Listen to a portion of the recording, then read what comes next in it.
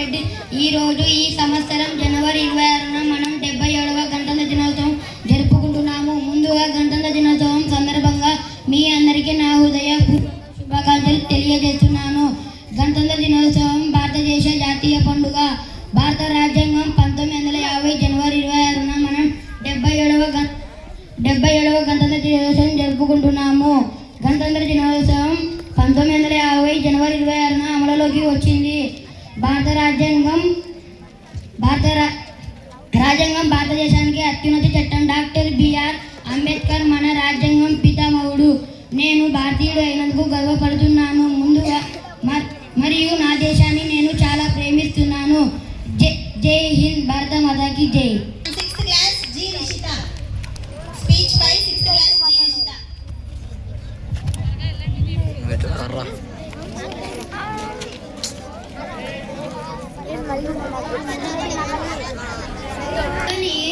ప్రధానోపాధ్యాయుల గారికి, నా తోటి విద్యార్థులందరికీ, ఉపాధ్యాయ బృందానికి గణతంత్ర దినోత్సవ శుభాకాంక్షలు.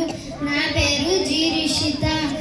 నేను శ్రీవాసవి హై స్కూల్లో 6వ తరగతి చదువుతున్నాను. ఈరోజు ఈ సంవత్సరం జనవరి 26న మనం 77వ గణతంత్ర దినోత్సవాన్ని జరుపుకుంటున్నాము. గణతంత్ర దినోత్సవం భారతదేశ జాతీయ పండుగ.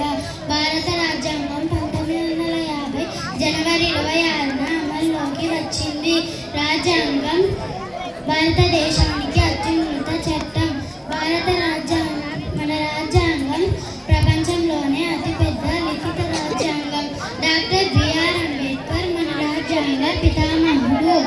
మనం ఎల్లప్పుడూ మన రాజ్యాంగాన్ని గౌరవించాలి.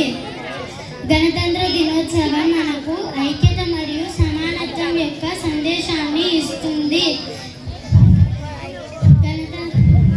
నేను భారతీయురాలిని అయినందుకు గర్వపడుతున్నాను.